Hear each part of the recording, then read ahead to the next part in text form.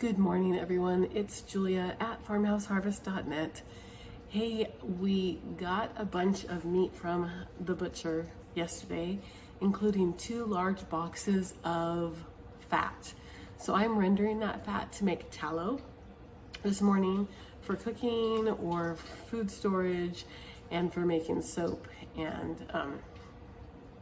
skincare products because it works. It's just amazing for your skin. And so I have been melting down that fat or rendering it in a water bath canner on the stove and then in my biggest soup pot in the oven at a super low temperature overnight. And I now am getting ready to filter it. So what I did was I took a clean white pillowcase that I had, just an old one that kind of is a small shape. I don't think it will actually fit any of my pillows. And I cut the corner off. I just cut a corner off and fit it into a mason jar. And I'm just gonna put a rubber band around here to hold it and then pour the fat through here to filter it.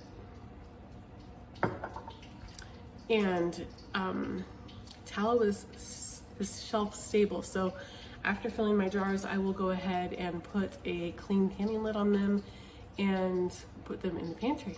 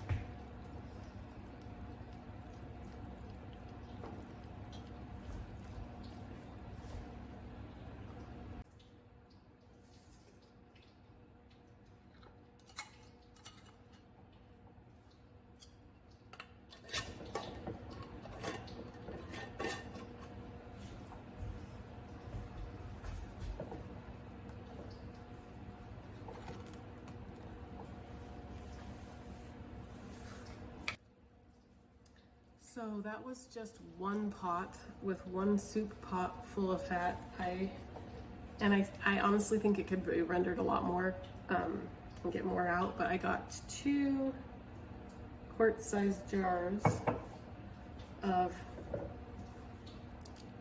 rendered beef tallow.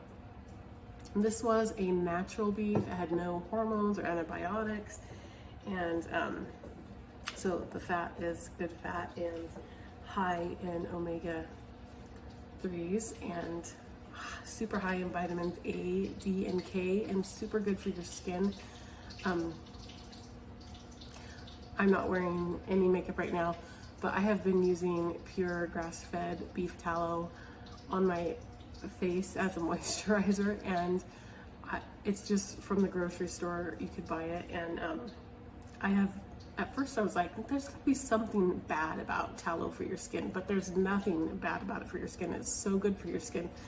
And I have noticed a big difference in my skin by using it for like a week. So I'm super excited to have this, not just for my skin, but also for cooking and for food storage.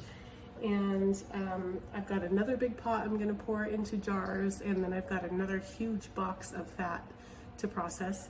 But I thought that it might make my house stink to have this stuff baking in the oven and on the stove, but it actually smells really good in here. It smells yummy. So I hope you guys give this a try and get some good fats from your local farmers, your local ranchers, and your local butcher. We did purchase a beef from a local farmer and had our local butcher, Boston's, which is awesome. We used Y1 Farms and Boston's Butcher, who we love. They do the best job in the valley. And just told them we want to keep the fat for rendering, and so she just kept us a couple boxes of fat, and it's pretty easy to do and pretty fun. Hope you guys give it a try. So one thing I've noticed with doing these is you'll notice that this one's a little bit cloudier than this one.